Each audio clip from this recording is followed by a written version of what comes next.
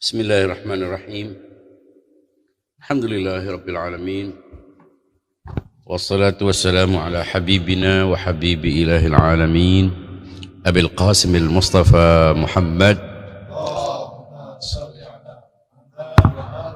wa ala alihi tayyibin at-tahirin siyama bid'atahu al-gharra sayyidat Fatimah az-Zahra alaiha salam wa ashabihi al-mayamin. Assalamualaikum warahmatullahi wabarakatuh. Azamallahu ujurana wa ujurakum bi syahadati sayyidati nisa'il alamin Fatimah az-Zahra binti Rasulillah sallallahu alaihi wasallam. Pada malam ini saya mengucapkan bela sungkawa kepada seluruh umat Islam, terutama para pengikut Ahlul Bait, dan terutama pula pada para pengikut Ahlul Bait yang saat ini mengikuti acara ini baik secara offline maupun online di YouTube, Facebook, dan lainnya.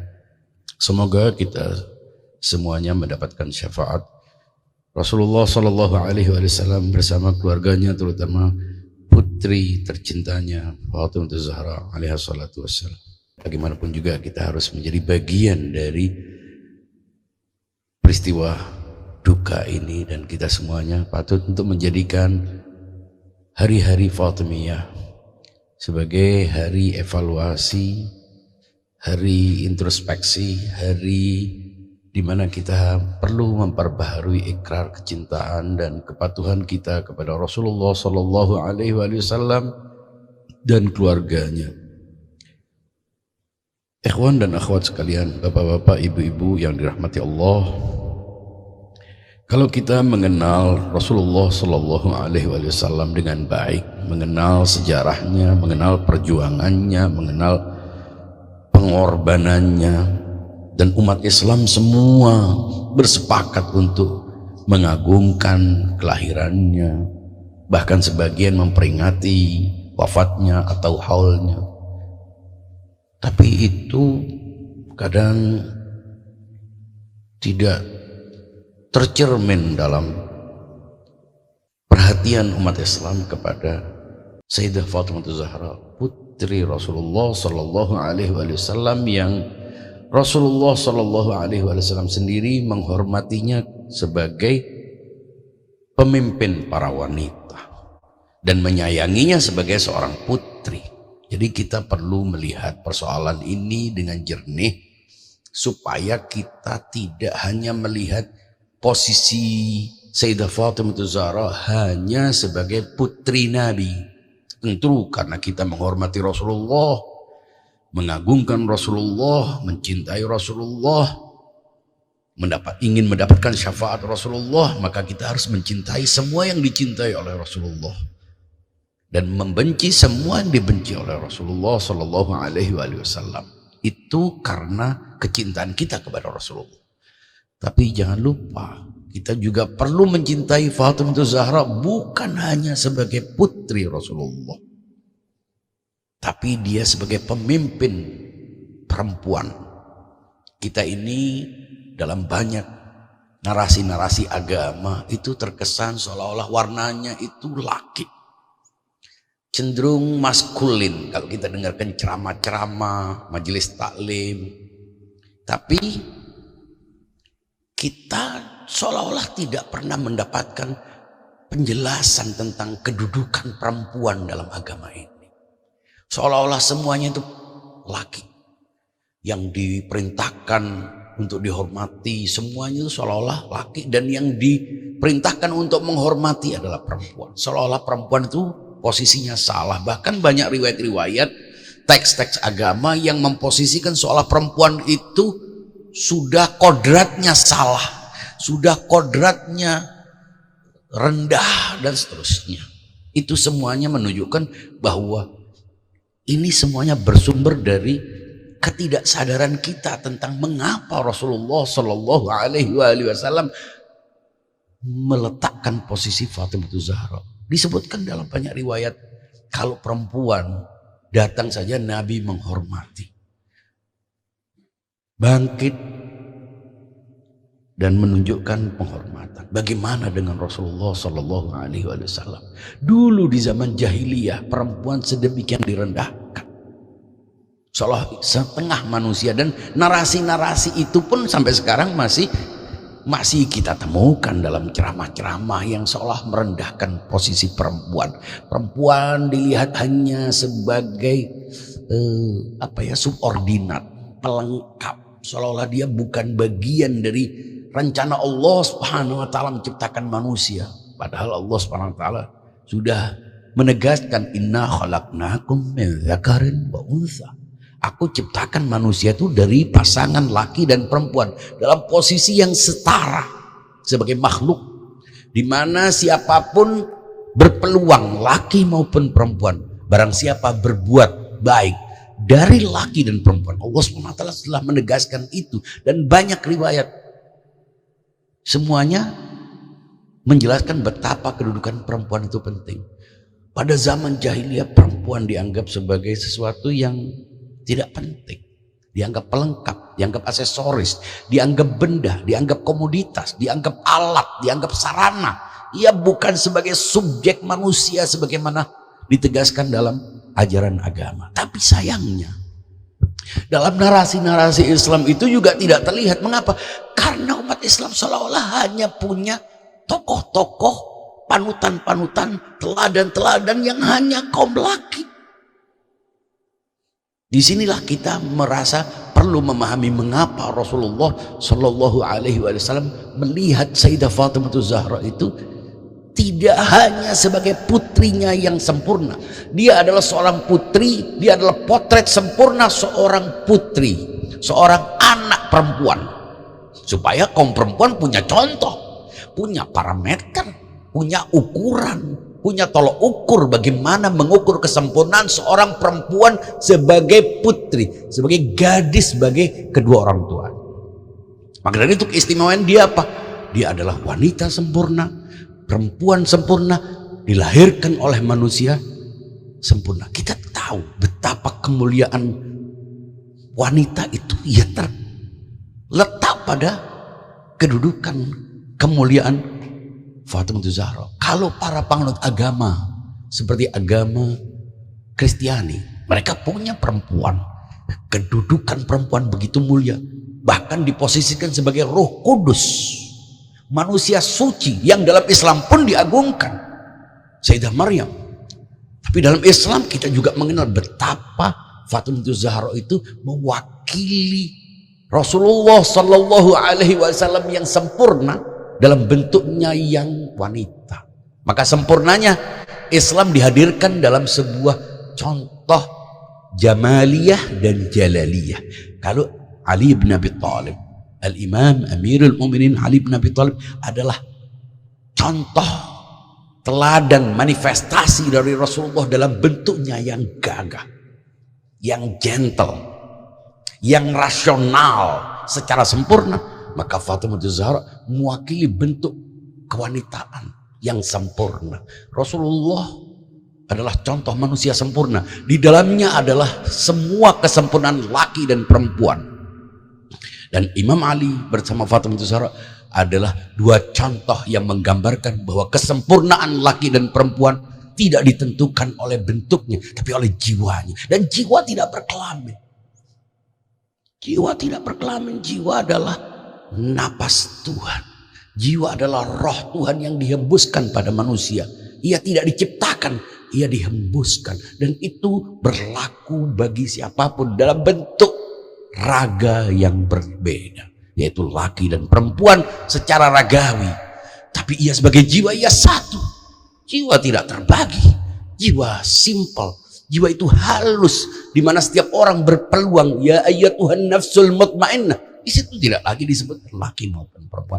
Dan karena filosofi itulah Rasulullah menghormatinya sebagai teladan perempuan. Dan karena itu pula disebutkan dalam riwayat Fatimah ummu abiha. Fatimah adalah ibu dari ayahnya. Bayangkan bagaimana Rasulullah tidak hanya menyayanginya sebagai anak, tapi menghormatinya sebagai seorang ibu, karena dia mengambil peran itu, peran seorang ibu bagi Rasulullah Shallallahu Alaihi Wasallam. Di sini posisinya tidak hanya sebagai seorang putri, contoh ideal bagi seorang wanita, perannya sebagai seorang putri, perannya sebagai seorang istri, perannya sebagai ibu, dan perannya sebagai individu yang sempurna dalam menghadirkan makna-makna Islam. Dia adalah pejuang, dia adalah orang yang dia adalah demonstran pertama dalam sejarah Islam. Kalau kita berani untuk membuka lembaran-lembaran sejarah, kita temukan betapa kesedihan, kepiluan, kesabaran, pengorbanan yang begitu agung. Ia tidak dikenal di sejarah umat Islam.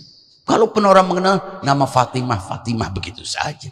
Orang tidak mengenalnya secara mendalam. Bagaimana kebesarannya bukan hanya sebagai putri Rasulullah, tapi sebagai contoh ideal seorang perempuan.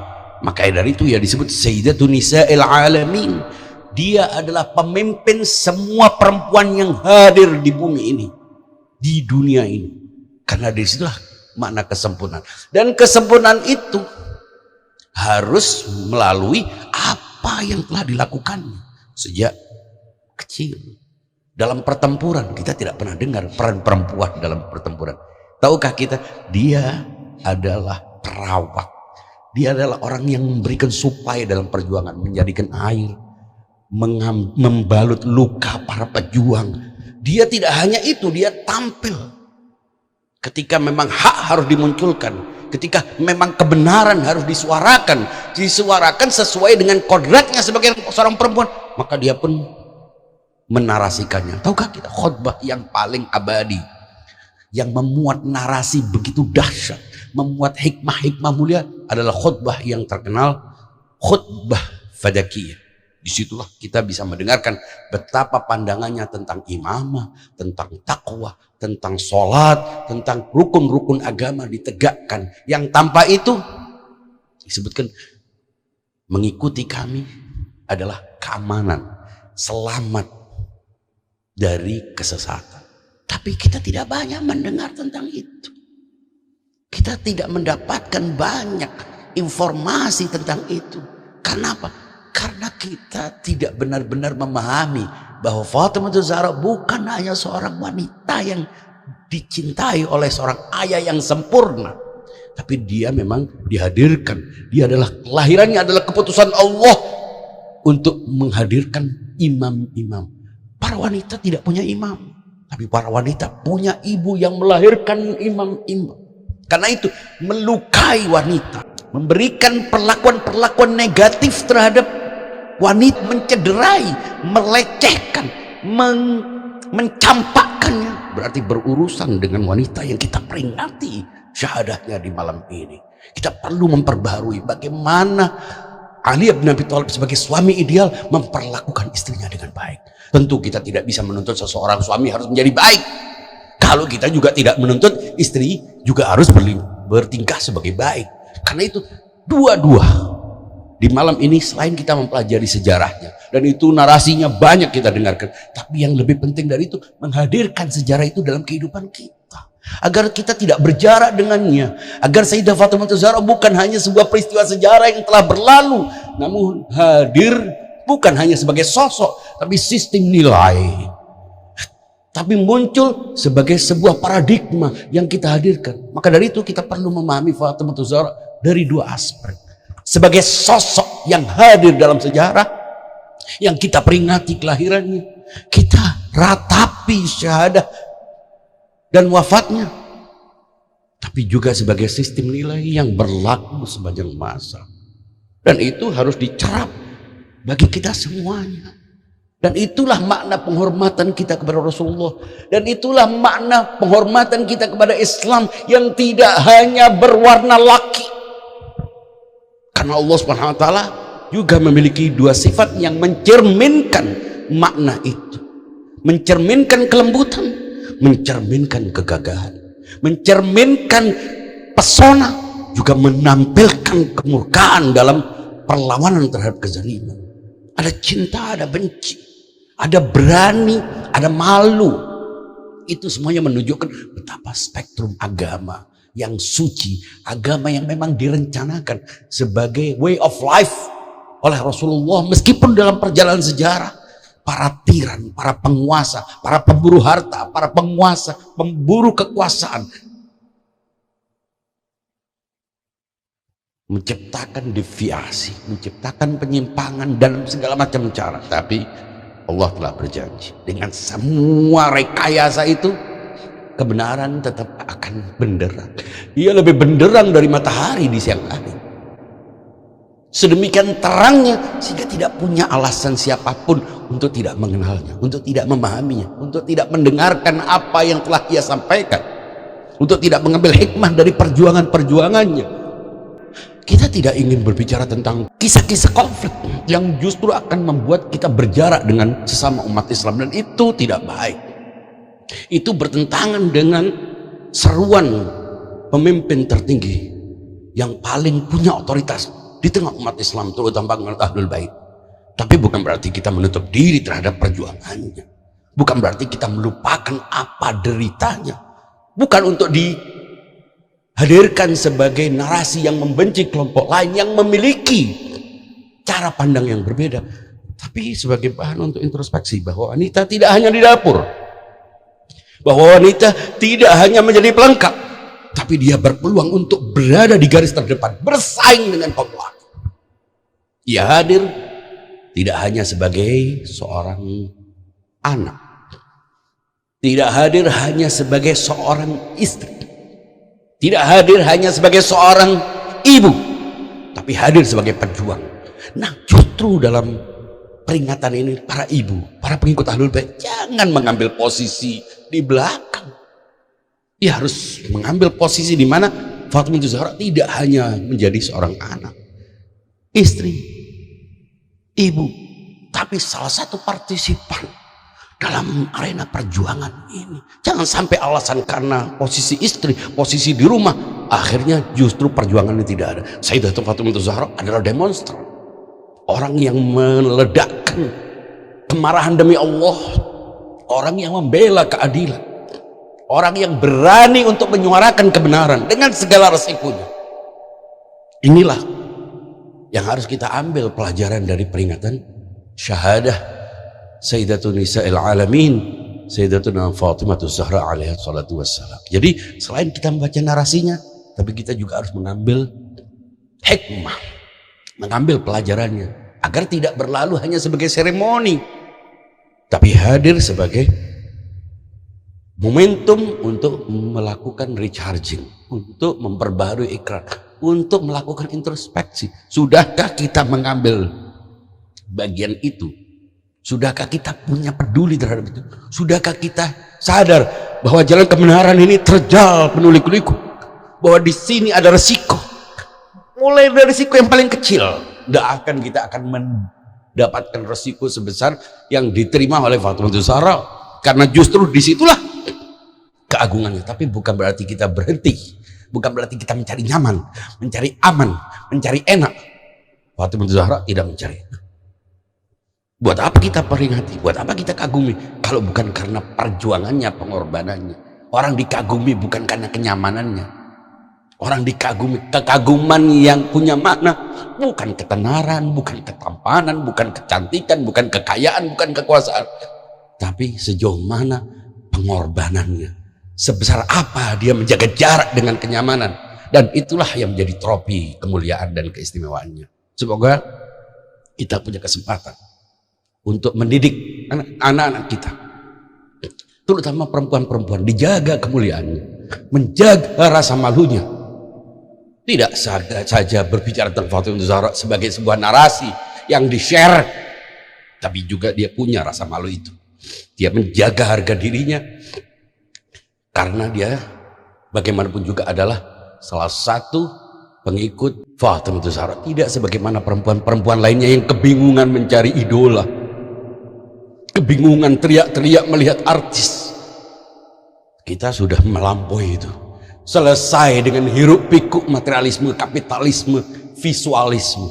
Kita adalah orang-orang yang menjaga agama ini, percaya bahwa agama ini untuk sesuatu yang lebih besar untuk rencana yang lebih besar, untuk sesuatu yang karena itu kita rela keluar dari antrian untuk mencari kehebohan, keluar dari arena kompetisi mencari kekuasaan dengan resiko.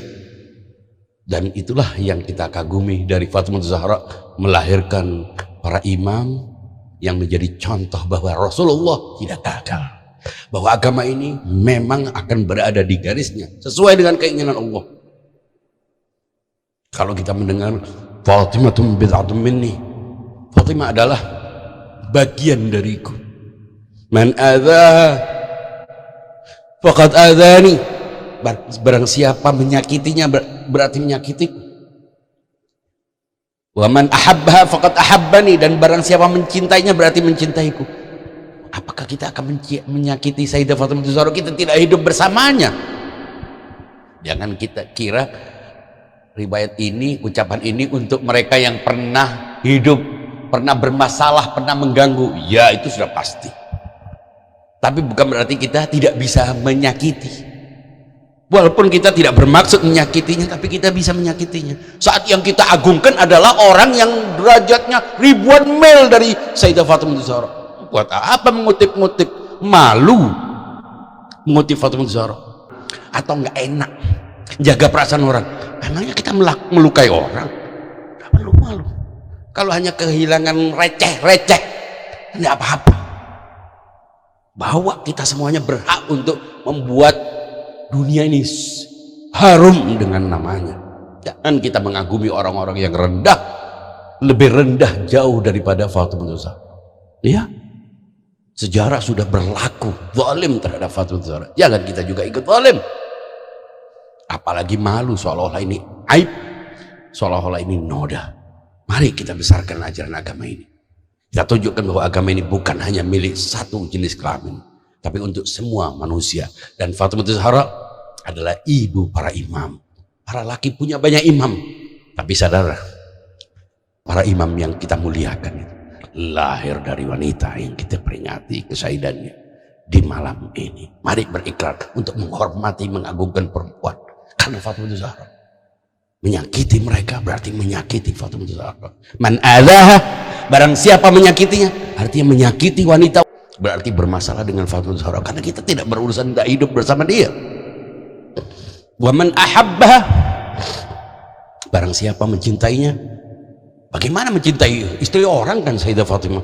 Maksudnya mencintai ini cinta transenden, cinta yang karena itu Allah Subhanahu wa taala mensyaratkan cintanya kepada Rasulullah dan Ahlul Bait dengan mengagungkan perempuan, ibu kita, istri kita, anak-anak perempuan kita. Jangan samakan dengan laki. Jangan dikumpulkan, jangan ditampilkan. Jaga kehormatan mereka. Karena Fatimah Zahra adalah contoh malu dan effah. Tidak perlu ditampilkan. Kecantikan sejati adalah keangkuhan. Itulah yang lebih indah, lebih mempesona, lebih abadi dari sekedar visualisme yang menghadirkan manusia seolah hanya berdaging, tulang, dan kulit. Sekian, walafu minkum, wassalamualaikum warahmatullahi wabarakatuh.